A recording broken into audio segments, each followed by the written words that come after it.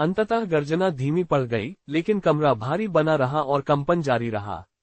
टूटी हुई छत से धूल उड़ रही थी और कक्ष के दूर छोर पर स्थित विशाल कब्र से पत्थर टूटने की आवाज आ रही थी। कुछ चीज जमीन से ऊपर की ओर बढ़ रही थी, कम से कम ऐसा ही महसूस हो रहा था। लुसियस ने अपनी आंखें सिकोड़ लीं। एक भूतिया आकृति ने अपने आप को धरती से बाहर निकाला, उसके विशाल पीले हाथ दुष्ट ऊर्जा उत्सर्जित कर रहे थे। जमीन भार से कराह उठी। इससे पहले जिन छोटे घोस्ट रीपर्स से उन्होंने लड़ाई की थी, उनके विपरीत ये घोस्ट रीपर्स बहुत बड़ा था, उनसे 2, शायद 3 गुना बड़ा। इसके हाथ आसानी से सोल रीपर्स के आकार के थे। उसके पंजे पत्थर के फर्श पर घिसट रहे थे, प्रत्येक उंगली एक दांतेदार हुक में समाप्त हो रही थी। जैसे जैसे वह ऊपर उठता गया, उसके चारों ओर की हवा ठंडी होती गई, मशालें कमजोर ढंग से टिमटिमा रही थीं, जैसे वे यहाँ नहीं रहना चाहती थीं। ये भयानक था। देवताओं, एरिका फुसफुसाए। उसकी तलवार उसके हाथ में कांप रही थी, यद्यपि उसने उसे मजबूती से पकड़ रखा था। तभी कब्र पूरी तरह से खुल गई। तंबू बाहर निकल आए। उनमें से दर्जनों पेड़ की जड़ों की तरह मोटे होकर जमीन से बाहर निकले और पार्टी पर झूमने लगे। हटो, मथायस चिल्लाया, उसकी 2 तलवारें चमक रही थीं। उसने उनमें से 3 को काट डाला। फर्श पर काली गंध फैल गई। स्ट्रीम चैट में विस्फोट हो गया। एट बोन कलेक्टर, भाई, उसने अभी क्या काटा? एट सॉल्ट माइन, टेंटेकल्स पहले से ही। सचमुच। एट मनाजिंकी, ये निश्चित रूप से एक मिड बॉस है। एट क्रिटिटनली, मैथियास थोड़े आग जैसा है। एट लाफिंग स्टॉक, भाई को एनीमे रिफ्लेक्सिस मिल गया। मैथियास ने चौथे टेंटेकल पर वार किया, लेकिन इस बार उसका ब्लेड तेज आवाज के साथ वापस उछला, जैसे कि वह किसी धातु से टकराया हो। ये किस चीज से बना है? उसने गाली दी। खुसरू दौड़कर उसके पास गया और भाले से उस पर वार किया। वही परिणाम। उसका हथियार मुश्किल से काट पाया, फिर अचानक दूर चला गया। इसके बाद स्पर्शक 1 दर्जन पतले धागों में विभाजित हो गया। वे ब्लेड की तरह उसके कवच को चीरते हुए निकल पड़े। प्लेटिंग के टुकड़े टूटकर गिरने से चिंगारियां उड़ने लगीं। प्राणी कब्र से और दूर चला गया। अंततः उसका सिर दिखाई दिया। लुसियस का गला लगभग घुट गया। चेहरा गलत था, बहुत गलत। यह मुंह कोई सामान्य मुंह नहीं था, यह एक विशाल, दांतेदार छेद था जो नुकीले, सफेद दांतों या कहें कि नुकीले दांतों की पंक्तियों से भरा हुआ था, जो दुष्टतापूर्वक फैले हुए थे। एक लंबी, काली जीभ बाहर लटक रही थी, जिससे पानी टपक रहा था और हिल रहा था। उसकी आंखें गोल थीं, बहुत गोल, दूधिया चमक से भरी हुई। ये किसी ऐसे जानवर की तरह लग रहा था जो किसी बच्चे के बुरे सपने से निकलकर बाहर आ जाएगा, जब वे रात में कोई डरावनी फिल्म देखेंगे। और फिर उनकी नजरें एरिका, लूना और भूरे बालों वाले अवेकनर पर केंद्रित हो गईं। पुतलियां सिकुड़ गईं। जीभ तेजी से फड़कने लगी। उसकी निगाहें भूखी हो गईं। नहीं, बदतर हो गईं। घिनौना। लुसियस ने भौहें चढ़ाईं। ये चीज, क्या यह विकृत है? उसने सोचा। जिस तरह से वह महिलाओं को घूर रहा था, उससे उसका पेट खराब हो गया। स्पर्शक अधिक फैल गए, सैकड़ों किस्में अलग हो गईं और हवा में लहराने लगीं। एक झुंड सीधे भूरे बालों वाले जागृतकर्ता की ओर झपटा। वह नीचे झुकी, पीछे सरकी और अपने हाथों में राइफल घुमाई। लंबी नली टूटकर अलग हो गई और तब तक खिसकती रही जब तक कि उसका थूथन पुनः चौड़ा नहीं हो गया। इसके फ्रेम पर लगे रन लाल रंग से चमक रहे थे। आवाज तुरंत आए, ब्ररट, ब्ररट, ब्ररट। गोलियों की बारिश आगे की ओर चमक रही थी, जो मान से चमक रही थी। वे हवा में तेजी से उड़ते हुए सटीकता से तंतुओं पर वार करते थे। एक क्षण के लिए तो ये काम कर गया। स्पर्शक टूटकर नीचे गिरे और गिरते समय काली धुंध का छिड़काव किया। बातचीत बहुत उग्र हो गई। एट गनविचटन, उसने मोड बदल लिया। हे भगवान, फायर फायर फायर। एट क्रिटिटनली, मशीन गन परिवर्तन, आइए चले। At laughing stock, recoil, finna उसे उड़ा देगा खोपड़ी। एट मनाजिंग की, नहीं, ये वास्तव में टूटा हुआ है। एट वॉइड वॉकर, ठीक है, राइफल मम्मी वैध है। लेकिन राक्षस अभी खत्म नहीं हुआ था। उसके तंबू लगातार आते रहे, अंतहीन। हर किसी को अपनी अपनी लड़ाई लड़ने के लिए मजबूर होना पड़ा। मैथियास ने बेतहाशा वार किया, साइरस ने उसे रोका और दांत पीस लिए। एरिका ने उग्रता से वार किया, लेकिन उसे पीछे धकेला जा रहा था। एक बार के लिए वह अपनी तलवार पर पकड़ नहीं खो रही थी। केवल लुसियस और लूना ही अछूते खड़े थे। उनके चारों ओर अंतरिक्ष का एक बुलबुला घूम रहा था। जो स्पर्शक अंदर पहुंचने की कोशिश कर रहे थे, वे बगल की ओर मुड़ गए, उन्हें छूने में असमर्थ रहे। भूरे बालों वाली अवेकनर ने तब तक गोली चलाई जब तक उसके हथियार से धुआं नहीं उठने लगा। उसने एक के बाद एक लहरों को नष्ट कर दिया, लेकिन उसकी गोलियों की बौछार से एक तंतु फिसल गया।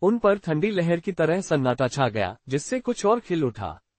उसने जो अवरोध बनाया था वह हिल गया और फिर ध्वनि फिर से बहने लगी, लेकिन चीख नहीं। ये संगीत था। कमरे में मधुर अलौकिक स्वर गूंज रहे थे, एक ऐसा राग जिसके हर कंपन में गर्मजोशी और सौम्यता झलक रही थी। ध्वनि रेशम की तरह उनके चारों ओर लिपटी हुई थी, यह मंत्रमुग्ध करने वाली लग रही थी। यहाँ तक कि लूना भी, जो अभी कुछ क्षण पहले तक कांप रही थी, गुनगुनाने लगी। उसके होंठ एक कोमल मुस्कान में बदल गए और वह थोड़ा सा हिलने लगी।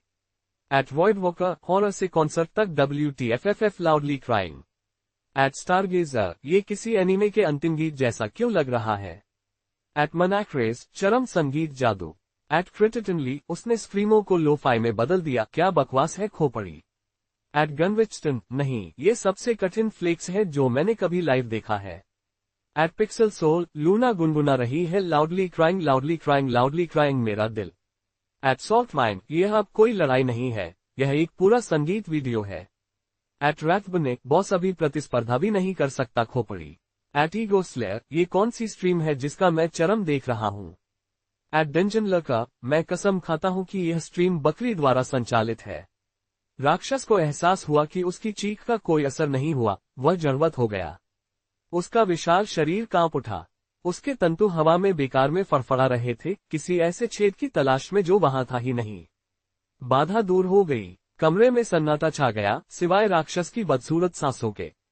उसकी आंखें चमक उठीं। लुसियस पर इसका कोई भी हमला काम नहीं आया। चीख ने उसे विचलित नहीं किया। इसे एक नए लक्ष्य की आवश्यकता थी। उसकी निगाहें एरिका पर टिकी थीं। एक तंतु कोड़े की तरह आगे की ओर उछला। एरिका के पास प्रतिक्रिया करने का समय ही नहीं था, लेकिन उसने ठीक समय पर अपनी तलवार उठा ली, जिसकी धार भूतिया शाखा से टकराए। वह इसे रोकने में सफल रही, लेकिन टक्कर से वह पीछे की ओर गिर गई। उसने अपनी तलवार पर से पकड़ खो दी, हथियार हवा में घूमने लगा, इससे पहले कि राक्षस ने उसे बीच उड़ान में ही छीन लिया। लुसियस चला गया। वह पल भर में आगे बढ़ा। राक्षस ने एरिका की तलवार उस पर फेंकी, जिसकी धार हवा में सीटी बजाती हुई चली गई। लुसियस हवा में ही घूम गया, असंभव सी शान से घूम गया और बाल बाल बच गया। उसका शरीर आगे की ओर झुका, घुटना पीछे मुड़ा। बाम! उसने अपना घुटना सीधे राक्षस के चेहरे पर पटक दिया। एक शॉकवेव ने कक्ष को चीर दिया। भूतिया शरीर को वार को पार कर जाना चाहिए था, लेकिन अंतरिक्ष उसके वार से कवच की तरह चिपका हुआ था। टक्कर इतनी जोरदार थी कि राक्षस दीवार से पीछे की ओर जा टकराया। पत्थर पर मकड़ी के जाले जैसी दरारें पड़ गईं। धूल बरसने लगी। क्या यह मेरी कमजोरी है या मैं बहुत ज्यादा ताकतवर हूँ? लुसियस ने सोचा। राक्षस ने उठने की कोशिश की, उसका मुंह एक और घृणित चीख के साथ खुल गया। लुसियस ने अपना हाथ उठाया। विकृत करना। अंतरिक्ष खुल गया। एक छोटा सा ब्लैक होल फूट पड़ा, भयानक भूख से भिनभिना रहा था। सबसे पहले राक्षस का सिर पकड़ा गया। वह मुड़ा और फिर टूट गया। पूरा निगल जाने से पहले उसका चेहरा अस्वाभाविक रूप से खींच गया। उसके शरीर के बाकी हिस्से भी अदृश्य हाथों से फाड़ दिए गए, जब तक कि केवल राख ही शेष न रह गई। मौन। बाकी लोग घूरते रहे। उनमें से कोई भी नहीं हिला। उनके हथियार धीरे धीरे नीचे आ गए। लुसियस कमरे के बीच में खड़ा था, उसका हाथ अभी भी उठा हुआ था। ब्लैक होल प्रकाश की धुंधली चिंगारियों में गायब हो रहा था। लुप्त होती ऊर्जा से उसके कपड़े फड़फड़ाने लगे और मशालों की रोशनी ने उसे एकदम सही कोण पर पकड़ लिया। एट मनाक्रेज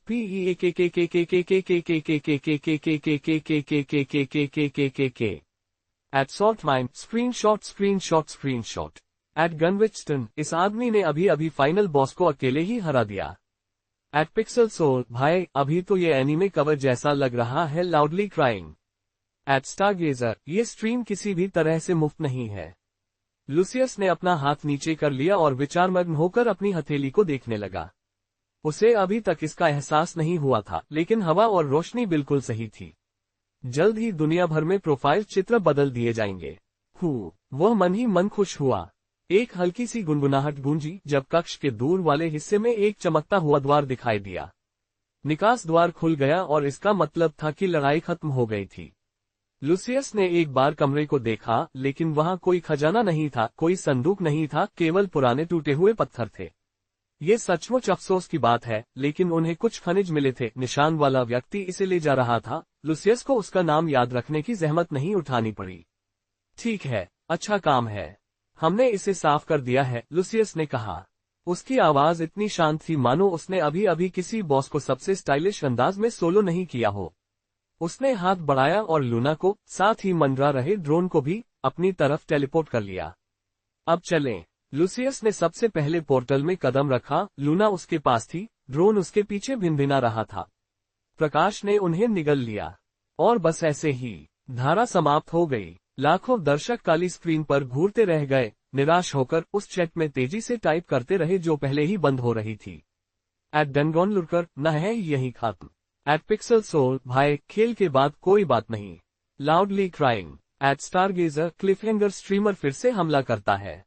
एट वॉइड वॉकर, शिखर लेकिन बहुत छोटा। एट गनविचटन, मुझे अब अगली स्ट्रीम चाहिए। चारा कट गया। कालकोठरी के बाहर की दुनिया उनका इंतजार कर रही थी। लूसियस लूना के साथ कालकोठरी से बाहर निकल आया। बाहर की हवा अंदर की किसी भी चीज से अधिक तीखी और ताजा महसूस हुई। उसने आलस से अपनी बाहें फैला दी, लेकिन लूना की नजरें उस पर नहीं थीं। वह उस ड्रोन को देख रही थी जो उस छोटे से विकृत स्थान में तैर रहा था जिसमें उसने उसे लपेट रखा था। झिलमिलाता बुलबुला कांपा, फिर फूट गया। ड्रोन आराम से उसके हाथों में आ गिरा। उसने एक क्षण तक उसका अध्ययन किया और एक आह भरी। ड्रोन बंद हो गया, उसने सपाट लहजे में कहा। लूसियस देखने के लिए थोड़ा झुका। उसने छोटे उपकरण को अपने हाथों में घुमाया, उसकी नजर उसके किनारे बने छोटे जले हुए खांचों पर केंद्रित थी। लूना ने आगे कहा, सर्किट खराब हो गए हैं, लेकिन इन्हें ठीक करना आसान है। घर पहुंचकर मैं ये काम करूंगी। लूकस ने सिर हिलाया। वह वास्तव में तकनीकी रूप से उतना नहीं जानता था जितना वह जानती थी, लेकिन ये जानना काफी था कि ड्रोन जीवित रहेगा।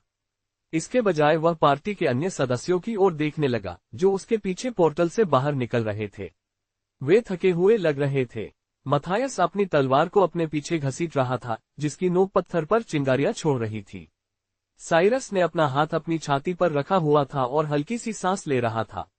एरिका को अभी भी अपनी तलवार नहीं मिली थी और वह ऐसी लग रही थी जैसे किसी ने उसे निचोड़कर सूखने के लिए छोड़ दिया हो। ग्रिम की हालत तो और भी खराब थी। लूसियस उन्हें दोष नहीं दे सकता था। उन्होंने स्वयं कालकोठरी बॉस को साफ कर दिया था, लेकिन निष्पक्षता से कहा जाए तो वे स्ट्रीम के लिए पृष्ठभूमि मनोरंजन के रूप में ओवरटाइम काम कर रहे थे और उन्होंने उनके काम की भी प्रशंसा की। आज अच्छा काम किया, लूसियस ने समान भाव से कहा। उनके चेहरे तुरंत चमक उठे, मानो पिल्लों की प्रशंसा हो रही हो। उसने अपनी नजर पीछे भूरे बालों वाले अवेकनर पर डाली। वह अपने आप को कसकर गले लगा रही थी, उसकी बंदूक उसकी पीठ पर बंधी हुई थी, उसकी आंखें दूसरी ओर थीं। क्या तुम ठीक हो? लूसियस ने पूछा। उद्धरण चिन्ह ... उद्धरण चिन्ह। कोई जवाब नहीं। बदतमीज, उसने उदास होकर सोचा। शायद अगली बार वह उसे साथ न लाए। लेकिन एक लंबे विराम के बाद वह अंततः बोली, उसकी आवाज फुसफुसाहट जैसी धीमी थी। मैं सराहना करता हूं कि आपने मेरे लिए उस चीज को मार दिया। लूसियस ने उस पर गर्मजोशी से मुस्कुराया। किसी भी समय। वह एक कदम पीछे हटकर उन सब की ओर देखने लगा। क्या आप लोग कभी भी मिशन के लिए तैयार होंगे? लूसियस ने पूछा। उसे पता होना जरूरी था। दस्ते को कम समय में तैयार रहना था, यहाँ तक कि आधी रात को भी। ये बहुत अधिक परिश्रम वाला काम था, लेकिन यदि आप सही विषय वस्तु चाहते थे, तो आपको उनमें लचीलापन भी चाहिए था। आखिरकार प्रशंसकों को नींद नहीं आई। हाँ, मैथियास ने तुरंत जोर से हवा में मुंह के मारते हुए कहा, जो किसी अधमरे से लग रहे व्यक्ति के लिए बहुत ज्यादा जोर से था। भले ही मैं टॉयलेट में ही क्यों न हो जाऊं। ये सुनकर लूसियस का चेहरा स्पष्ट रूप से सिकुड़ गया। तुम एक बड़े आदमी हो, अपनी गांड धुल लो, उसने सोचा, प्रभावित हुए बिना। बाकी लोग झिझके, लेकिन धीरे धीरे एक एक करके सिर हिलाया। इसके बाद कालकोठरी के द्वार पर तैनात गार्ड आए और त्वरित प्रश्न पूछने लगे। मुख्यतः राक्षस के बारे में, क्या कोई जीवित बचा था और क्या लूसियस कुछ असामान्य बात बताना चाहता था। He gave short answers, never too detailed. He wasn't about to explain. He had folded space and deleted a ghost's head with a black hole. They could watch that on the stream.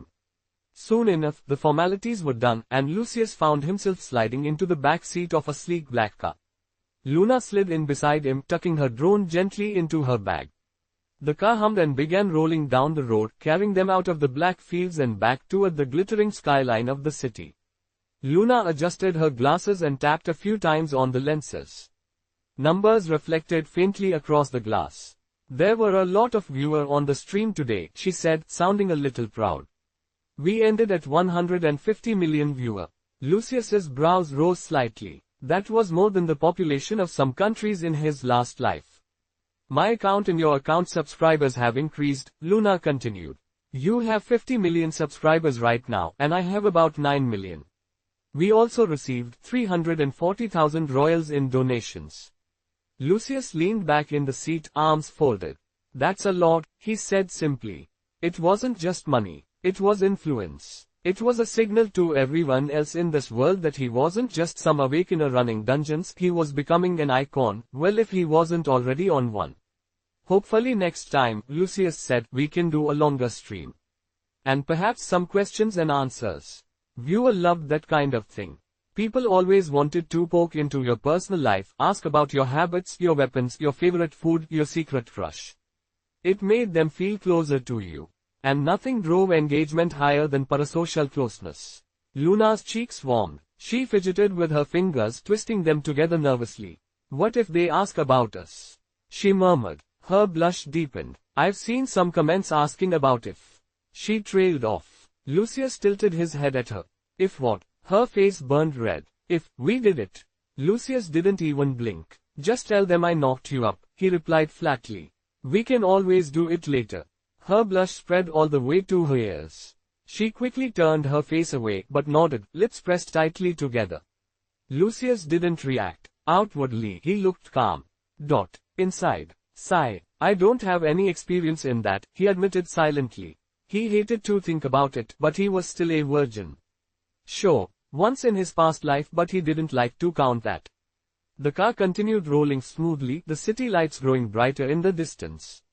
Then brake lights. The car slowed. The driver muttered something under his breath. Ahead of them, a stretch of red tail lights glowed. Dozens of cars stood still. Looks like a hold-up, the driver called back. Traffic jam, or maybe something happened up ahead. Lucius ने आह भरते हुए अपना सिर खिड़की पर टिका दिया. थकाओ. वह बस घर जाकर खाना चाहता था. फिर दस्तक. किसी ने उसकी खिड़की पर जोर से दस्तक दी. लुसियस ने आलस से अपना सिर घुमाया, जो भी था उसे बताने के लिए तैयार. उसकी नजर बाहर के चेहरे पर पड़ी. और काफी समय बाद पहली बार उसकी शांत अभिव्यक्ति में दरार पड़ गई. उसकी आंखें चौड़ी हो गईं. उसका शरीर अकड़ गया. ऐसा कोई रास्ता नहीं है. लुसियस ने खिड़की के दूसरी ओर खड़े लड़के को घूरा. लाल बाल, पतला शरीर, फटी हुई कमीज को पकड़े हुए कांपते हाथ. उसका चेहरा पीला पड़ गया था, लगभग भूतिया, लेकिन उसकी आंखों की लालिमा किसी और चीज से चमक रही थी, भारी मात्रा में हताशा. ये युवक रेवन था, मूल नायक. लुसियस के दिमाग में तुरंत ही पुरानी कहानी की यादें घूम गईं.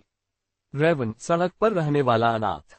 रेवन, जिसे 1 महीने में रिहाना ले लेगी. एक महिला जो उसे सेक्स गुलाम के रूप में खरीदने वाली थी.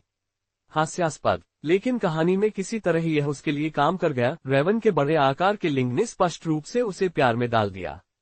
बहुत ही बेतुका. लुसियस ने अपनी नाक पर चुटकी काटी. वाह, ये तो घटिया साजिश है, लेकिन कम से कम अनाथ लड़का तो सड़क से उठ गया. बाहर खड़ा लड़का हल्की खांसी के साथ बोला, उसकी आवाज पतली और कांप रही थी. क्या आप कृपया मुझे दोपहर के भोजन के लिए 50 रॉयल्स दे सकते हैं? लुसियस ने उसकी ओर देखा. पतला शरीर, गंदे कपड़े, कांपते हाथ, लाल बाल जो उसे अलग दिखाते, उससे उसका दुख और भी स्पष्ट हो गया. वह सुंदर तो है, पर भिखारी है, लुसियस ने सोचा. सहानुभूति तो है, लेकिन फिर भी समझ नहीं आता कि वह इस समय सड़कों पर कैसे है. सच कहूं तो ये कहानी में एक खोट है, लेकिन किसे परवाह है. उसने अपनी उंगली के हल्के दबाव से खिड़की नीचे कर दी. पीछे की सीट पर बैठ जाओ, लुसियस ने कहा. उसके स्वर में बहस की कोई गुंजाइश नहीं थी. लूना ने पलकें झपकाईं, उसकी आंखें आश्चर्य से चौड़ी हो गईं. क्या? वह फुसफुसाए. लुसियस मंद मंद मुस्कुराया. मैं तुम्हें नौकरी दिलाऊंगा. रेवन जम गया. एक क्षण के लिए उसकी लाल आंखों में अविश्वास की चमक उभरी. फिर उसने गुस्से से सिर हिलाया. उसकी हर हरकत के साथ उसके लाल बाल उछल रहे थे. वह कांप रहा था, लेकिन इस बार भूख से नहीं, आशा से. लूना ने आगे बढ़कर लुसियस की कलाई पकड़ ली. लुसियस, तुम क्या कर रहे हो? उसने फुसफुसाते हुए पूछा. लुसियस ने अपनी आवाज धीमी रखते हुए मुस्कुराया. खैर, हमारे पास स्ट्रीम के लिए एक नया चरित्र है, उन्होंने बुदबुदाया. उसकी आंखें चमक उठीं. कथानक तो पहले ही गड़बड़ हो चुका है, तो क्यों न इसे और भी गड़बड़ करने में मदद की जाए. लूना ने अपना मुंह खोला, फिर बंद कर लिया. उसने जल्दी से सिर हिलाया. रेवन लड़खड़ाते हुए कार में जा गिरा, उसका दुबला शरीर आगे की सीट पर लगभग गिर गया क्योंकि उसने अपना सिर बहुत जोर से झुका लिया था। मैं आपको इस अवसर के लिए धन्यवाद देता हूँ, श्रीमान। वह बोलते बोलते रुक गया क्योंकि उसे एहसास हुआ कि वह लुसियस का नाम नहीं जानता था। लुसियस आलसी मुस्कान के साथ पीछे झुक गया। लुसियस वॉन होहेनबर्ग, बेझिझक मुझे मास्टर कहिए। रेवन की आंखें चौड़ी हो गईं। उसकी सांस अटक गई। बेशक वह नाम जानता था। सभी ने किया। लुसियस वॉन होहेनबर्ग इस समय सबसे शक्तिशाली जागृतिकर्ता थे। वह उनकी तरह बनना अपना आदर्श मानते थे। उसने अपना माथा पुनः सीट पर पटका, इतनी जोर से झुका कि लुसियस को लगा कि वह खुद ही गिर जाएगा।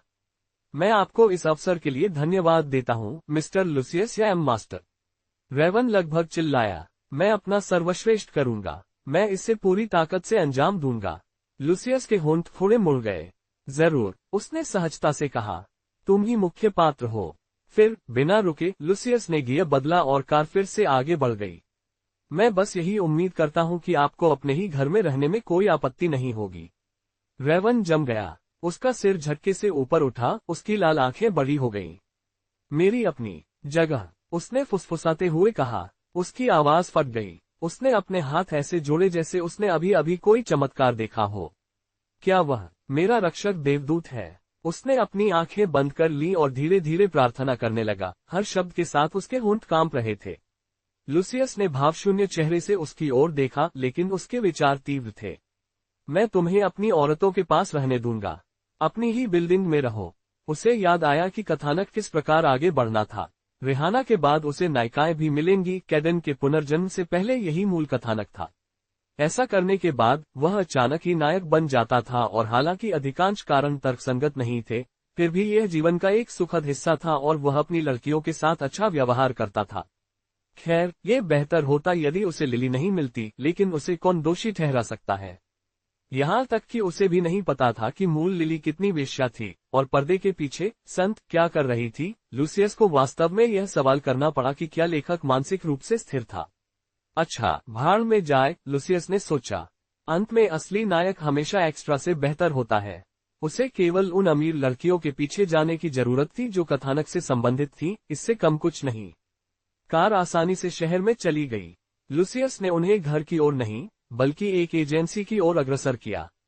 उन्होंने समझाने की जहमत नहीं उठाई। ऐसा लग रहा था कि लूना को पहले से ही पता था कि यह क्या होने वाला है। रेवन चुपचाप बैठा रहा, अभी भी अविश्वास में। कभी कभी लुसियस की ओर ऐसे देखता जैसे किसी पवित्र व्यक्ति को देख रहा हो। एजेंसी में लुसियस ने मुश्किल से ही समय बिताया। कुछ शब्द, कुछ कागजी कार्रवाई और उनके नाम के विवेकपूर्ण उपयोग ने सभी दरवाजे खोल दिए। रेवन जड़वत खड़ा रहा, उसका मुंह खुला का खुला रह गया, जबकि लुसियस ने उसके लिए एक कमरे का छोटा सा अपार्टमेंट व्यवस्थित किया। तुम अपने लिए खरीदारी कर सकते हो, लुसियस ने बात खत्म होने पर सपाट लहजे में कहा और उसे एक छोटा सा कार्ड दिया, जो उसने ऐसे ही मौकों के लिए खोले हुए छोटे मोटे खातों में से एक के लिए था। फर्नीचर, खाना, जो भी हो, मैं सब खर्चा उठा लूंगा। रेवन के घुटने लगभग मुड़ गए। Thank you, master. लुसियस ने उसके कंधे पर हल्के से थपथपाया।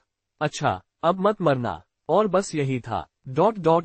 उस शाम बाद में लुसियस अंततः वेनेसा की हवेली के गैराज में पहुंचा। आसमान बहुत पहले ही काला हो चुका था। शहर की रोशनियां सुनहरी और नीली धारियों में चमक रही थीं। लूना उसके बगल वाली सीट पर झुक गई, उसका सिर थोड़ा झुका हुआ था।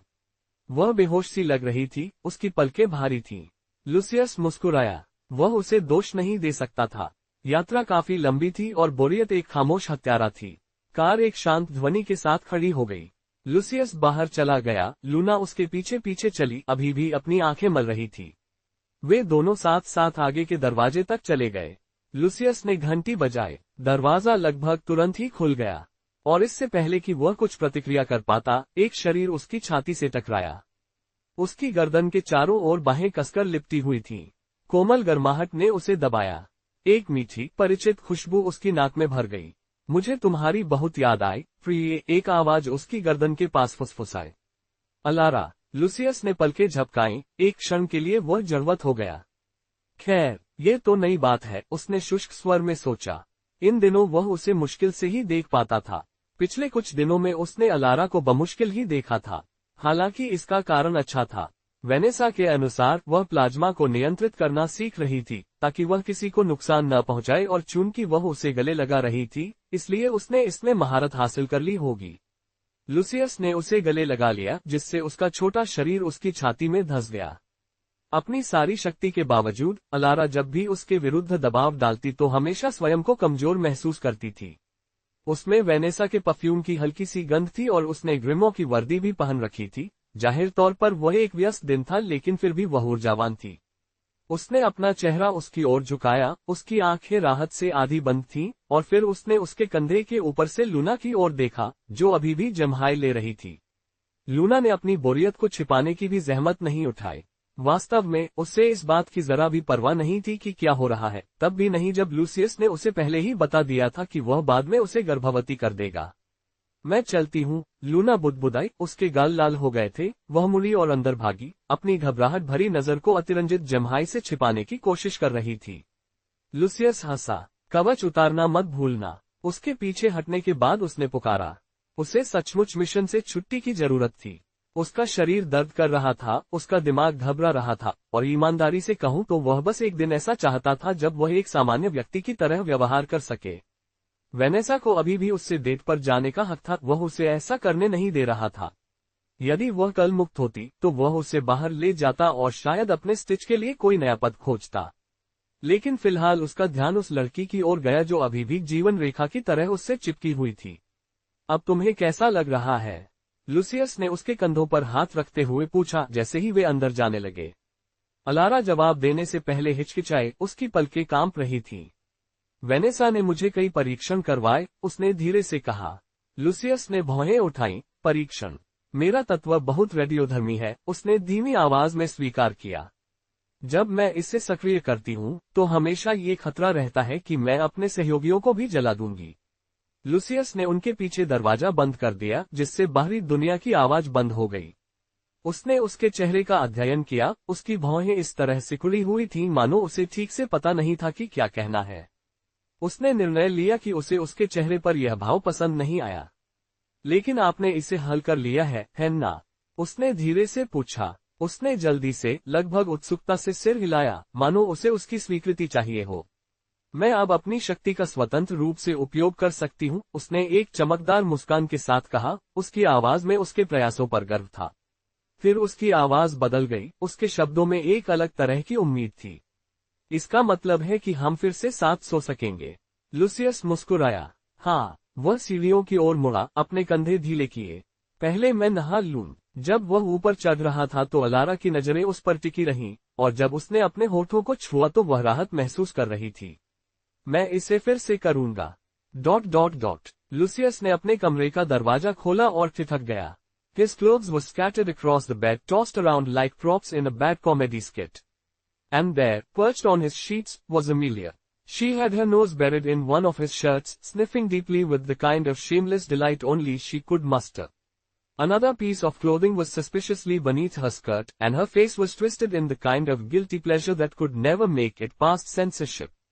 Lucius' eyes shrunk. He wasn't surprised. No, if anything, he was resigned. Amelia was the perverted heroine, after all. The novel had made it her entire identity. In fact, these kinds of scenes were normal in the original draft. The manhwa had cut them out, of course it had. No publisher would let this kind of thing slide. The anime too would have censored it, replaced it with some half-baked gag or slap. But in reality, this was Amelia, another pervert in these series. And worst of all, she was flat, no boobs, nothing to soften the blow of her ridiculous antics. Ahem. Lucius cleared his throat. Amelia jolted like a thief caught in the act, flinging his shirt aside and scrambling upright. Her hands tangled together nervously, her face flushed, her entire demeanor shifting into frantic denial.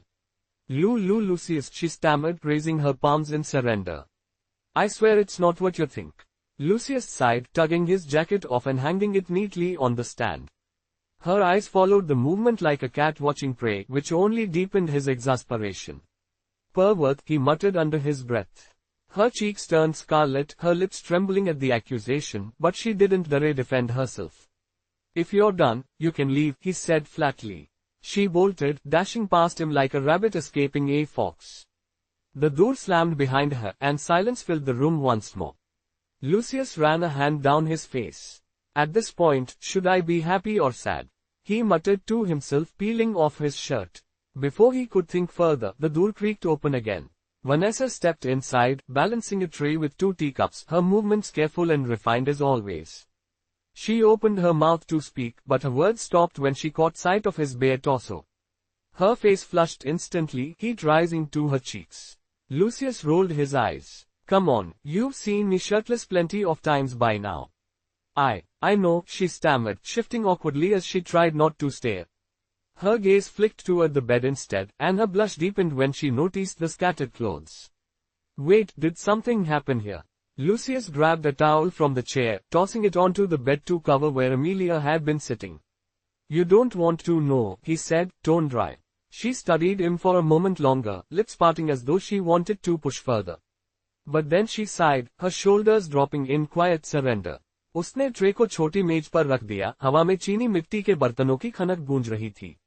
लो, उसने धीरे से cup उसकी ओर बढ़ाते हुए कहा। मैंने चाय बना ली है। उसने उसे स्वीकार कर लिया, प्याले की गर्माहट से उसे राहत मिली। वेनेसा की नजरें एक पल के लिए उस पर पड़ी, फिर उसने हल्की सी मुस्कान दी।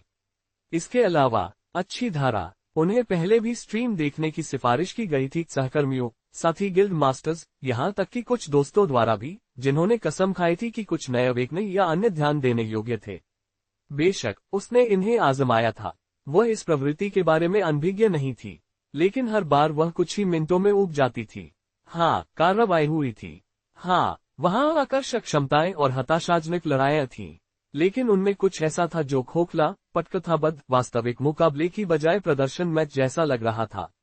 लुसियस की धारा, हालांकि वह अलग था, उसे यह स्वीकार करना पड़ा कि वह कुछ बार हंस पड़ी थी, ऐसा कुछ जिसकी उसने कालकोठरी के दृश्य देखकर कभी उम्मीद नहीं की थी। उसने मूलतः इसलिए इसे देखा था क्योंकि वह चिंतित थी, उसे इस बात की चिंता थी कि वह कितना लापरवाह हो सकता है, वह किस तरह की मुसीबत में फंस सकता है और वह किस तरह की टीम को अपने साथ ले गया है। उसकी मंशा आलोचनात्मक दृष्टि से देखने की थी, लेकिन इसके बजाय उसने खुद को तीखी टिप्पणियों पर मुस्कुराते हुए पाया। जब उसकी टीम के साथ एक के बाद एक दुर्भाग्यपूर्ण घटनाएं घटी तो वह खिलखिला उठी। ये सब बहुत अच्छा था। खैर, एरिका को छोड़कर, वेनेसा ने याद करते हुए अपने होंठ भींच लिए। उसे वह अनारी महिला का लुसियस की ओर देखना पसंद नहीं आया। उसके होंठ शर्मीली मुस्कान में बदल गए, जो पेशेवर से अधिक लग रही थी।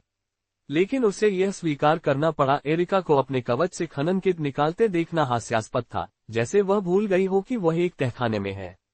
वेनेसा ने इस विचार को झटक दिया। धन्यवाद, लुसियस ने उसके द्वारा तैयार की गई चाय का एक घूंट लेते हुए कहा। उसकी संतुष्ट आह ने उसके चेहरे को नर्म कर दिया, उसके कंधों का तनाव कम हो गया।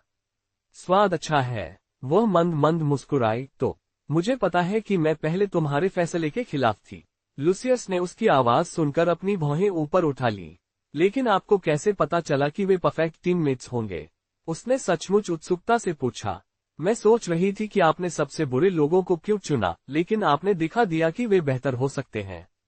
लुसियस ने पलकें झपकाईं, उसके शब्द उसके मन में उतर गए। क्या मैंने ऐसा किया? उसने सोचा। वह चाहते थे कि स्ट्रीम के लिए एक अच्छा शो हो, कुछ ऐसा जो दर्शकों को बांधे रखे। उन्होंने टीम के विकास या उसके मूल्य के बारे में गहराई से नहीं सोचा था। लेकिन क्या लोग इसे इसी तरह देख रहे थे? हाँ, उसने सहजता से कहा और कप वापस ट्रे पर रख दिया। कमजोर लोग भी ताकतवर हो सकते हैं। धन्यवाद। वेनेसा के होठों पर एक विचारपूर्ण मुस्कान उभर आई जब उसने अपना कप उठाया। चुस्कियां लेते हुए भाप उसके चेहरे पर घूम रही थी। तो फिर मैं थोड़ा आराम कर लूंगा। कल घर पर ही रहूंगा। ओह, लुसियस ने भौहें चढ़ाते हुए पूछा। तुम्हारे पास गिल्ड का कोई काम नहीं है? उसकी मुस्कान और चौड़ी हो गई, इस बार ज्यादा शरारती।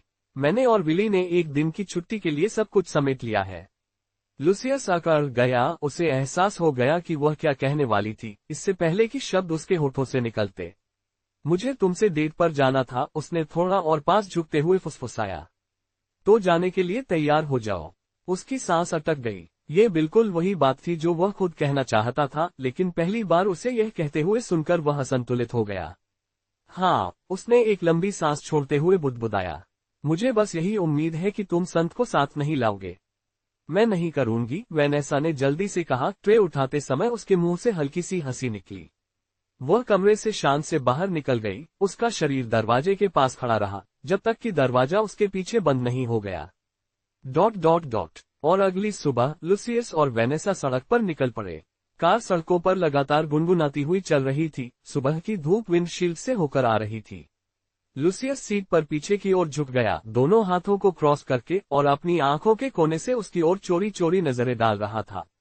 वेनेसा असामान्य रूप से शांत थी, उसके हाथ स्टीयरिंग व्हील पर स्थिर थे, उसकी आंखें आगे की ओर थीं, उसके होठों पर एक हल्की सी मुस्कान थी, मानो वह कोई रहस्य छिपाए बैठी हो जिसे वह उजागर करने के लिए उत्सुक हो। खैर, उसने ऐसा किया तो लुसियस ने अंततः चुप्पी तोड़ते हुए पूछा, आपने तय किया कि हम डेट पर कहाँ जाएंगे? वह सचमुच जानना चाहता था। वेनेसा को रोमांस का अनुभव नहीं था, ये बात तो वेनेसा को पता थी, लेकिन रिजॉर्ट के बारे में उसका पहला विचार ठोस था। और सच कहूं तो उसे अभी ऐसी ही किसी चीज की जरूरत थी। अराजकता, स्ट्रीम्स और गिल्ड पॉलिटिक्स से दूर एक दिन, शायद किसी पूल में आराम कर रहे हों। शशश, वेनेसा ने अपनी उंगली होठों पर रखी, उसकी आंखें खुशी से चमक रही थीं। यह एक सरप्राइज है। लुसियस कराह उठा। आश्चर्य उसके लिए कभी अच्छा संकेत नहीं होता। शहर का दृश्य धीरे धीरे लुप्त हो गया तथा उसकी जगह लहराते खेत और कहीं कहीं पेड़ों की कतारें दिखाई देने लगी। सड़क संकरी हो गई, फिर अंततः बंद हो गई। वेनेसा ने कार की गति धीमी की और उसे एक छोटे से घास वाले मैदान में ले गई। लुसियस बाहर निकला, अपनी बाहें फैलाए, उम्मीद या कम से कम उम्मीद कर रहा था कि उसे पिकनिक की टोकरी दिखेगी, या शायद सुबह के आसमान के नीचे बिछा हुआ एक कंबल। कुछ सरल, कुछ सामान्य, लेकिन उसका दिल बैठ गया, क्योंकि मैदान के बीच में भ्रष्ट मन से मंद मंद गुनगुनाता हुआ एक कालकोठरी द्वार खड़ा था। तुम मुझसे मजाक कर रहे हो? वेनेसा उसके पीछे बाहर आई, उसका चेहरा अजीब तरह से शांत था। स्वागत है, उसने राहत की सांस लेते हुए कहा, मानो किसी अनमोल चीज का अनावरण कर रही हो। मैंने हमारे लिए गेट आरक्षित कर रखा है। लुसियस तेजी से उसकी ओर मुड़ा, हमारी डेट के लिए? तुमने कहा था न कि आज छुट्टी है। उसने दृढ़ता से सिर हिलाया, उसके हाथ उसकी पीठ के पीछे बंधे हुए थे। लुसियस को ये पसंद नहीं आया। यह कोई छुट्टी का दिन नहीं है। ये तो मजे के नाम पर काम है। वेनेसा केवल मुस्कुराए और पीछे से उसे हल्का सा धक्का देने से पहले उनके बीच की दूरी को कम किया। चलो, मैं कुछ अलग करने की कोशिश करना चाहता था। अलग? अविश्वास से उसकी आवाज ऊंची हो गई। यह एक कालकोठरी है, वेनेसा।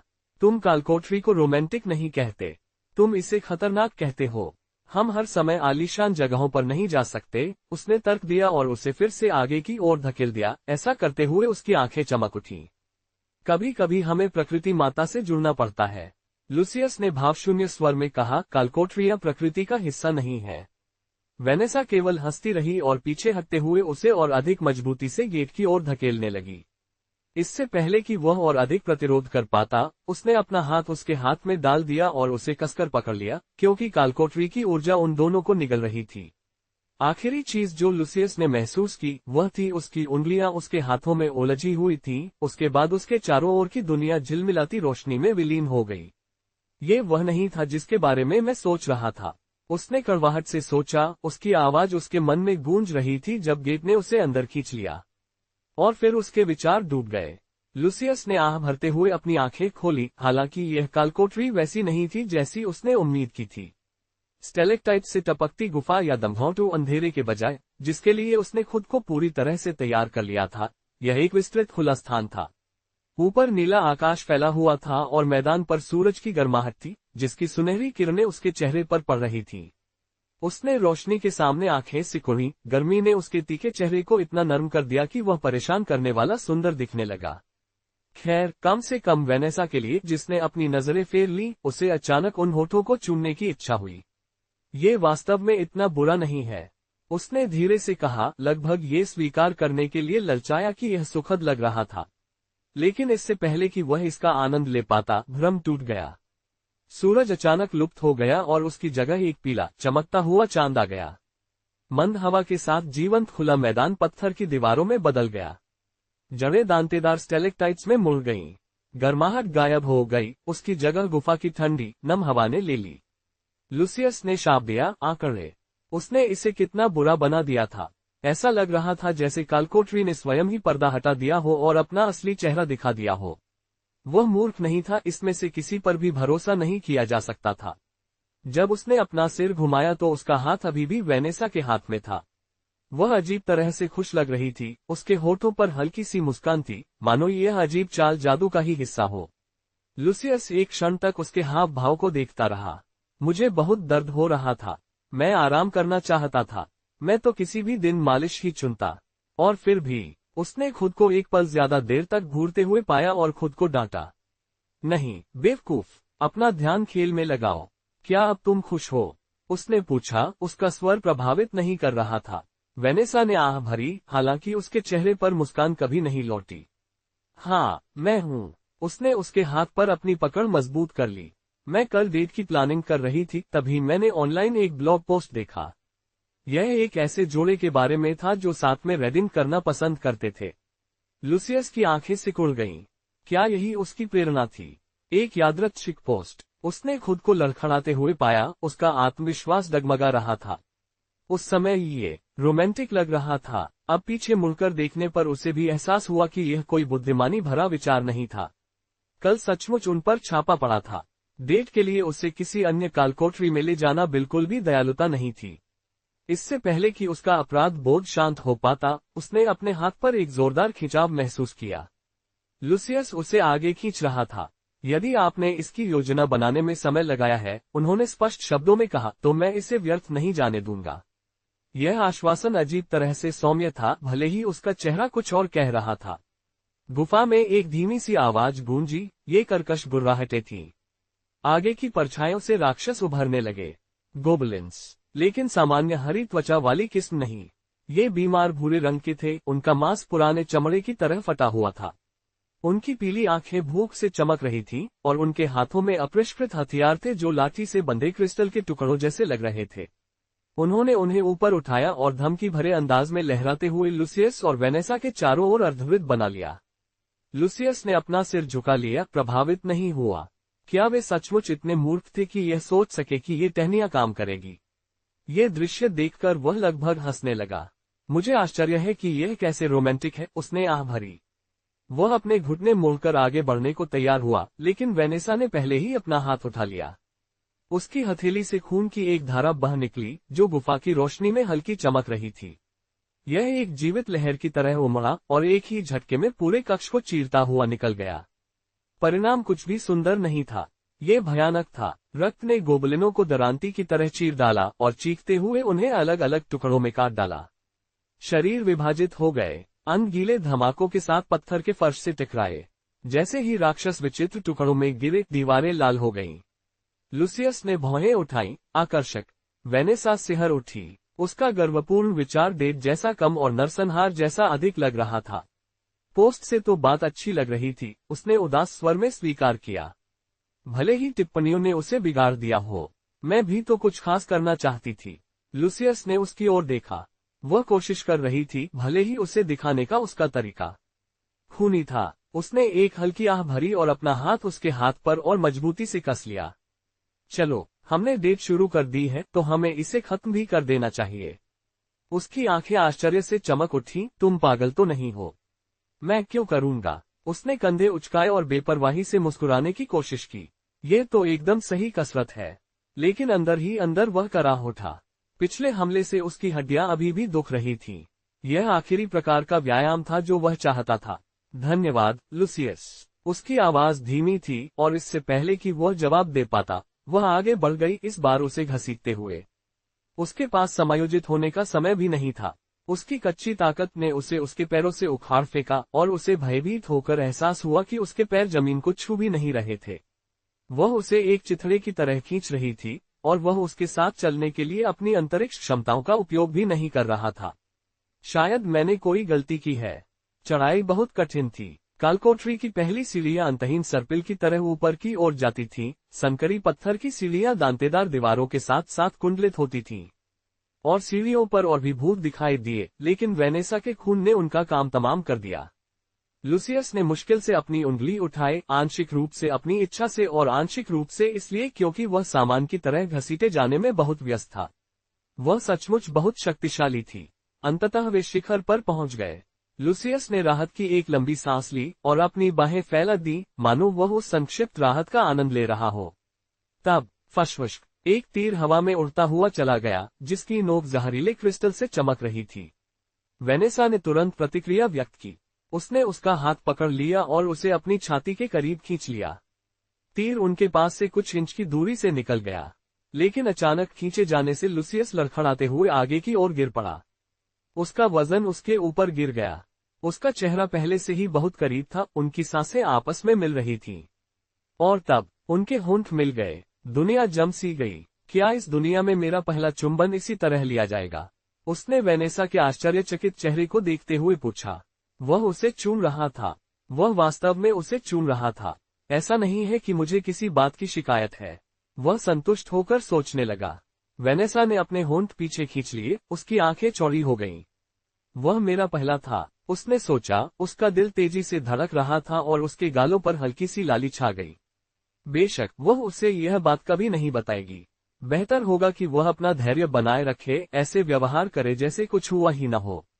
उसने जल्दी से अपनी पीठ सीधी की और अपना चेहरा शांत कर लिया। क्या आप ठीक हैं? उसने सहज दिखने की कोशिश करते हुए पूछा। लुसियस ने आह भरी और अपने मुंह के कोने को रगड़ने लगा, जैसे कि कुछ भी असामान्य नहीं हुआ था। तुम्हें पता है, अगर वह तीर मुझे लग भी जाता तो कोई फर्क नहीं पड़ता। मुझे खरोंच तक नहीं आती। उसने आगे की ओर इशारा किया और वेनेसा की नजरें उसके पीछे चली गईं। वह आश्चर्य से पलकें झपकाने लगी। अनगिनत तीर हवा में लटके हुए थे। जहां लुसियस खड़ा था उससे कुछ इंच की दूरी पर विकृत स्थान में जमे हुए थे। वे वहां लटके रहे, हल्के से कांपते हुए, मानो वास्तविकता ने अपनी सांस रोक ली हो। उसके गाल और भी गर्म हो गए। मैं तो बस अच्छा बनने की कोशिश कर रही थी। उसने बुदबुदाते हुए अपने होंठ काटे और फिर उस चमकती दीवार की ओर मुड़ी जो उन्हें बाकी लोगों से अलग कर रही थी। छोड़ो भी। लुसियस ने उसके चेहरे के भावों को ध्यान से देखा, लेकिन कोई टिप्पणी नहीं की। उसकी उंगलियों के एक झटके से वह स्थान विलीन हो गया और पलक झपकते ही कई पक्षी उनकी ओर तेजी से बढ़ गए। दोनों आसानी से अलग हो गए तथा आसानी से बच निकले। हालांकि यह स्पष्ट था कि दुश्मन उन्हें सांस लेने का एक पल भी नहीं देना चाहता था। कक्ष के दूसरी ओर भूत प्रतीक्षा कर रहे थे। क्या आप वाकई हटाना चाहते हैं? ये वे दुबले पतले गुफा चूहे नहीं थे जिन्हें लुसियस ने पहले कुचल दिया था, बल्कि बख्तरबंद संस्करण थे। भूरे रंग की चमड़ी वाले, दुबले पतले और क्रूर, वे ऐसे जानवरों पर सवार थे जो भेड़ियों और तेंदुओं के मिश्रण जैसे दिखते थे। उनकी चमकती पीली आंखें खून की प्यासी थीं। आकाश में अन्य लोग विचित्र चमगादड़ जैसे वाहन पर चक्कर लगा रहे थे तथा मन से गुंजायमान दांतेदार क्रिस्टल हथियार लहरा रहे थे। लुसियस ने नाक से सांस छोड़ते हुए कहा, रोमांस के लिए इतना कुछ? उसने पहले आक्रमणकारी भूत का सिर उड़ा दिया, जिससे हवा में लाल रंग फैल गया। बिना किसी हिचकिचाहट के वो उस जानवर की पीठ पर बैठ गया जिस पर वह सवार था और उसकी लगाम पकड़ ली। घोड़ा गुर्राया, लेकिन आज्ञा का पालन किया और लुसियस आगे बढ़ा, नग्न आंखों से अदृश्य ब्लेड से काटता हुआ। अंतरिक्ष स्वयं ही स्थानांतरित हो गया, जिसके किनारे स्टील से भी अधिक तीखे हो गए और प्रत्येक झटके से भूत के अंग बिखर गए। हालांकि मुझे सचमुच पूछना होगा, उन्होंने शोरगुल के बीच कहा, आपको इसमें रोमांटिक क्या लगा? वेनेसा ने बिना किसी हिचकिचाहट के जवाब दिया। उसकी एड़ी पत्थर के फर्श से टकराए और लाल रंग की एक तेज लहर फूट पड़ी। रक्त की धारें बाहर की ओर निकली, जिससे उड़ते हुए भूतों का एक समूह दो टुकड़ों में बंट गया। उनकी चीखें गूंज रही थीं जैसे वे आकाश से पत्थर गिर रहे हों। अच्छा, जैसा मैंने कहा, यह एक ब्लॉक से था, उसने स्वीकार किया। उसके गाल फिर से लाल हो गए, जबकि उसने एक और सवार को दो टुकड़ों में चीर दिया था। यह एक बीस्टकिन जोड़ा था। उन्होंने बताया कि उन्होंने अपनी सबसे अच्छी डेट साथ में रेड करते हुए बिताई थी, बॉस के शरीर पर खाना खाते हुए, कंधे से कंधा मिलाकर लड़ने के रोमांच का आनंद लेते हुए, और वह शर्मिंदगी से खांसते हुए बोली, बाद में खुलेआम प्यार करते हुए। लुसियस की निगाहें अविश्वास से उसकी ओर उठ गईं। उसकी अभिव्यक्ति ही सब कुछ कह रही थी। सचमुच, क्या इस दुनिया में हर कोई विकृत है? उसने कड़वाहट से सोचा। लेकिन वेनेसा खुद को बचाने के लिए दौड़ी और एक भूत प्रेत जादूगर की खोपड़ी पर मुक्का मारा, जिससे उसका दिमाग गुफा की दीवार पर बिखर गया। मैं ये सब बेतुका काम करने की सोच नहीं रही थी। मुझे तो बस लड़ाई वाला हिस्सा मजेदार लगा। लुसियस ने आह भरी और अपने हमलावरों में से आखिरी को अंतरिक्ष की एक ऐसी लहर से काट डाला कि उनका अस्तित्व ही मिट गया। अगर हम इसे जल्दी से साफ कर लें तो हम मालिश के लिए किसी रिजॉर्ट में जा सकते हैं। मेरी हड्डियों में दर्द हो रहा है। वह अचानक गंभीर होकर उसके करीब आए और उसके हाथों को अपने हाथों में पकड़ लिया। मुझे माफ करना, उसने फुसफुसाते हुए कहा। मैं तो बस हमारे लिए कुछ अलग करना चाहती थी। मैं तुम्हारी भरपाई कर दूंगी, वादा करती हूँ। लुसियस ने एक क्षण के लिए उसकी ओर देखा, उसकी लाल आंखें कालकोठरी की झूठी चांदनी में चमक रही थीं। वह उस पर कभी भी क्रोधित नहीं रह सकता था। जरूरी नहीं। एक और आह भरते हुए उसने सिर हिलाया और वे दोनों ऊपर की ओर जाती सीढ़ियों की ओर बढ़ गए। अगली मंजिल पर लोगों ने उनका स्वागत शोर मचाकर किया। कक्ष अधिक चौड़ा था और उसमें हरे रंग की मशालें जल रही थीं। उनका पुरस्कार उनका इंतजार कर रहा था। एक विशालकाय हॉबगोब्लिन सामने आया, जिसका फूला हुआ रूप उनकी ऊंचाई से लगभग दोगुना ऊंचा था। इसकी त्वचा हरे रंग की थी, वसा और मांसपेशियों से मोटी, लेकिन ज्यादातर वसा। इसके नुकीले दांत भूखी मुस्कान में बाहर निकले हुए थे। अपने हाथों में उसने एक विशाल लोहे का ब्लेड पकड़ा हुआ था जो एक भयानक चीख के साथ पत्थर पर घिसट रहा था। भाड़ में जाओ, लुसियस ने अपने कंधे हिलाते हुए बुदबुदाया। उसे याद आया कि पिछली बार उसने कब एक शेर से लड़ाई की थी। उसे गिराने के लिए उसे 2 बार अंतरिक्ष में हमला करना पड़ा। देखते हैं इस बार मैं तुम्हें एक बार में ही मार गिरा सकता हूं या नहीं। उसने अपने हाथ ऊपर उठाए, उसकी मुट्ठियों के चारों ओर जगह लहरा रही थी। हवा भी फटने लगी, कांच में दरारों की तरह छोटे छोटे काले छेद बनने लगे। लेकिन इससे पहले कि वह उसे छोड़ पाता, एक लाल रंग की किरण उसके पास से निकल गई। वेनेसा का खून सीधे हॉबगोब्लिन की छाती को चीरता हुआ उसकी पीठ से खून के गीजर में बह गया। बड़े आकार का ये राक्षस गीली आवाज के साथ नीचे गिरा, जिससे फर्श हिल गया। लुसियस ठिठक गया, उसका अधूरा हमला बिखर गया।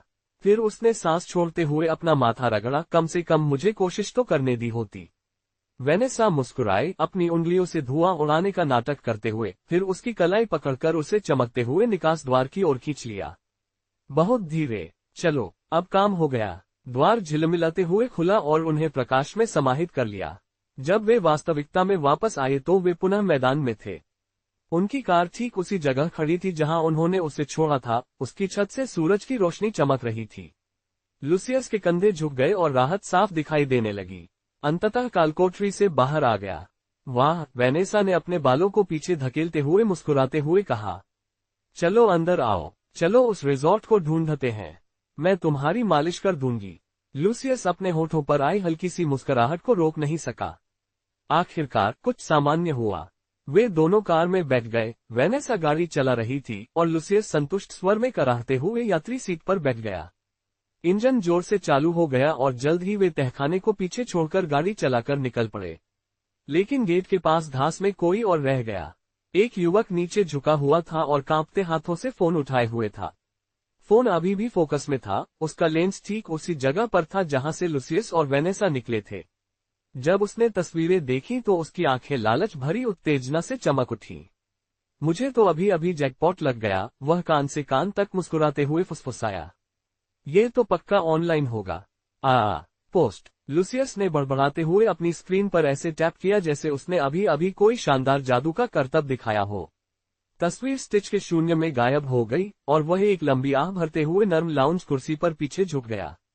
अभी दोपहर हो चुकी थी। कार की खिड़की से सूरज की रोशनी आलस से अंदर आ रही थी। वेनेसा का ध्यान सड़क पर था। वह चुपचाप आगे बढ़ रही थी, लेकिन उसके होठों पर मुस्कान थी। उनका साथ में बिताया गया समय बहुत अच्छा था। कुछ दिन हो गए थे जब से उन्होंने ट्विच पर कोई पोस्ट डालने की जहमत उठाई थी।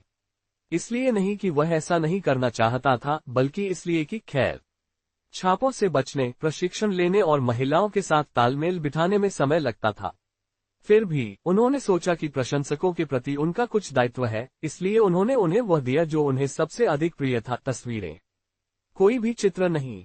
वह और वेनेसा थे। कुछ दृश्यों में वह कैमरे की ओर देखकर हल्के से मुस्कुरा रही थी, जबकि अन्य में वह पूरी तरह से अचंभित थी, जैसे कि जब उन्होंने उनके मुंह के पास ग्रिल्ड मीट की सीख रख दी और जैसे ही उन्होंने आश्चर्य से पलकें झपकाईं, उन्होंने तस्वीर खींच ली।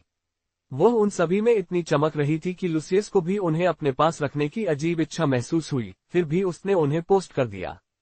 और जैसे ही पोस्ट लाइव हुई, व्यू काउंटर में भारी उछाल आ गया। प्रथम एक दृश्य, फिर 1000 बार देखा गया, फिर 100,000 बार देखा गया। 3 मिनट बीतते बीतते छोटे से दिल वाले आइकन को 10 लाख से अधिक बार देखा गया। लुसियस ने स्क्रीन को घूर कर देखा। सेलिब्रिटी होना निश्चित रूप से कठिन है। वह आलसी ढंग से टिप्पणियों को पढ़ रहा था, अपनी ठोड़ी को एक बनावटी भाव के साथ रगड़ रहा था, मानो वह अपनी दाढ़ी को सहला रहा हो, जो थी ही नहीं। एट पेस्कायरेट, कल की छापेमारी के बाद आप वाकई उस ब्रेक के हकदार हैं, दिल 133 के लाइक्स। एट विंगबार्ड, पहली बार मैंने ग्रिमो गिल्ड मास्टर को इतना मुस्कुराते हुए देखा है, दिल 9.4 के लाइक। एट इंट्राबट, आखिरकार वो अपना ख्याल रख रहा है, उसे आराम की जरूरत है, दिल 8.7 के लाइक्स। एट मॉसी बेंच, ठीक है, लेकिन अगली स्ट्रीम कब है, दिल 7.2 के लाइक्स। एट क्रिस्टल फॉक्स, भाई यहाँ ऐसे फ्लेक्स कर रहा है जैसे कुछ हो ही नहीं, दिल 6.9 के लाइक्स। एट दैट स्नेल, मुझे परवाह नहीं कि कोई क्या कहता है, ये संपूर्ण है, दिल 5.4 के लाइक। एट रिफ्ट वॉचर, क्या आपने ट्रेंडिंग पोस्ट चेक किया, आप सचमुच फिर से हर जगह हैं, दिल 4.8 के लाइक्स। लुसियस कराह उठा, एक छोटा सा चेक मुझे नहीं मारेगा, उसने स्टिच होम पेज पर अंगूठा दबाते हुए कहा। फीड रिफ्रेश हुई और तुरंत ही उसके फॉर यू पेज पर पहली चीज देखकर उसकी आंखें सिकुड़ गईं। यह एक धुंधली तस्वीर थी, वह और वेनेसा कालकोटरी के गेट के ठीक बाहर एक दूसरे का हाथ थामे खड़े थे।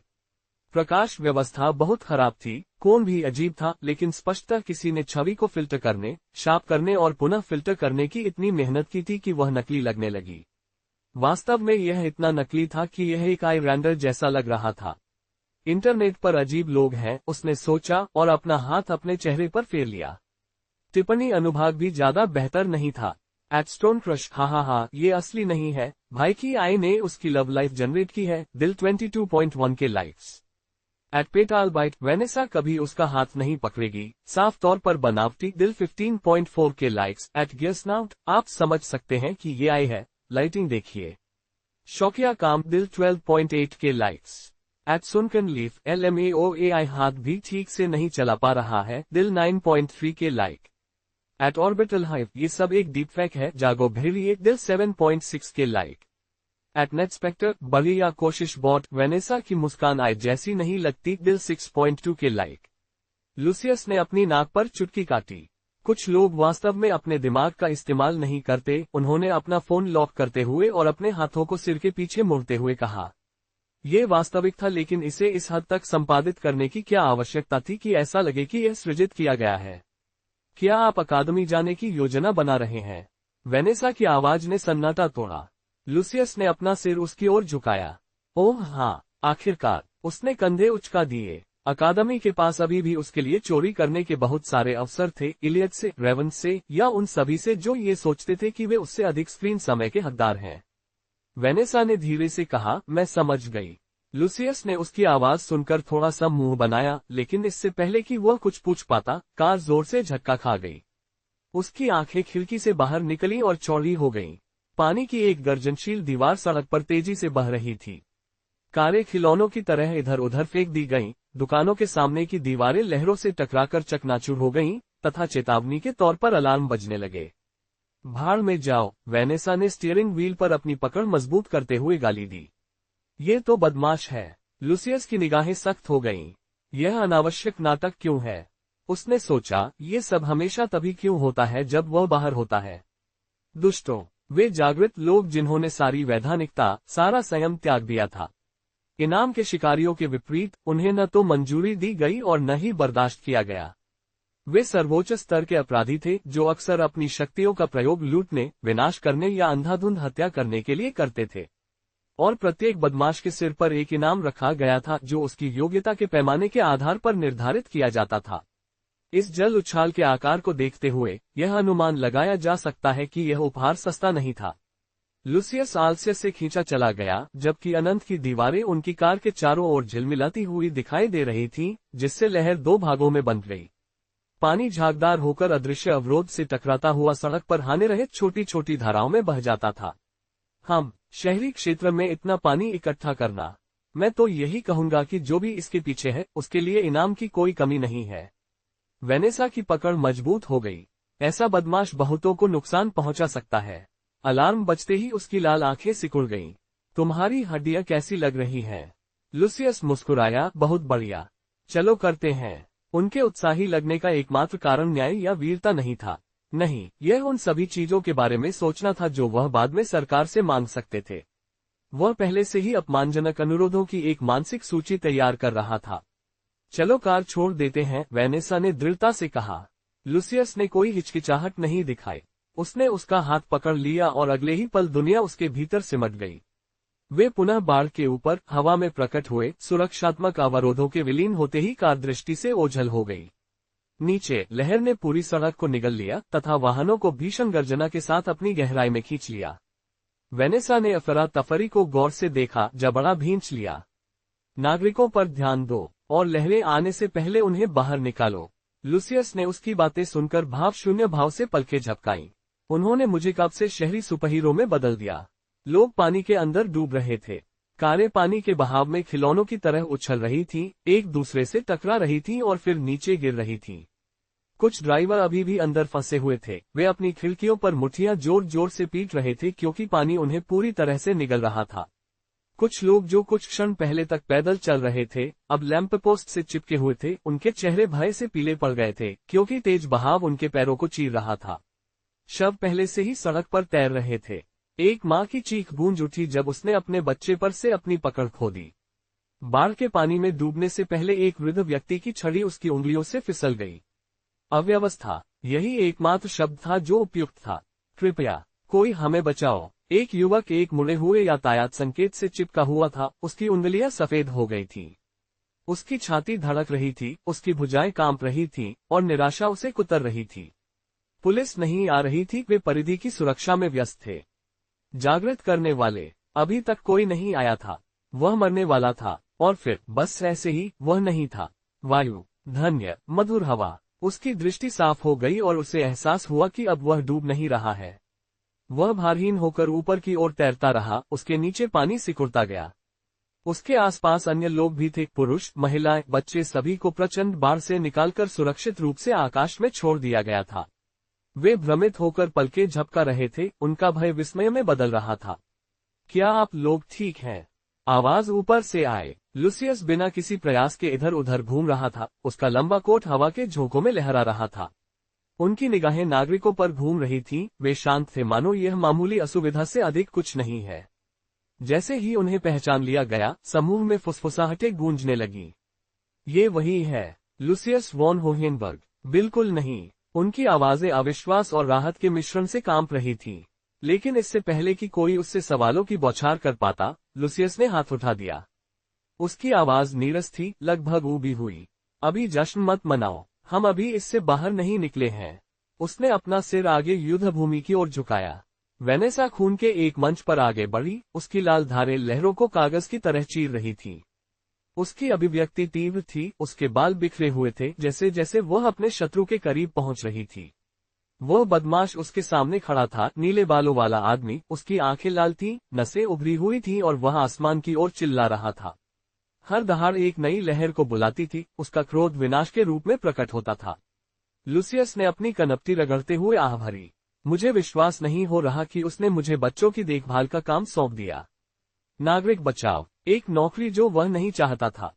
वह कोई हीरो टाइप का व्यक्ति नहीं था। जितना वह लड़ना चाहता था, उतना ही वह लड़ना भी नहीं चाहता था। उसकी आस्तीन पर एक झटके ने उसके विचारों को तोड़ दिया। श्री लुसियस, उसने नीचे की ओर देखा।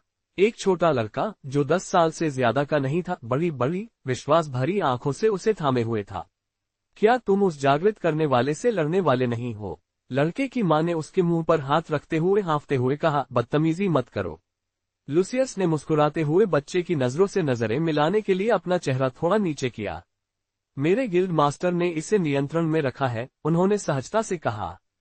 आपकी सुरक्षा मेरी सर्वोच्च प्राथमिकता है।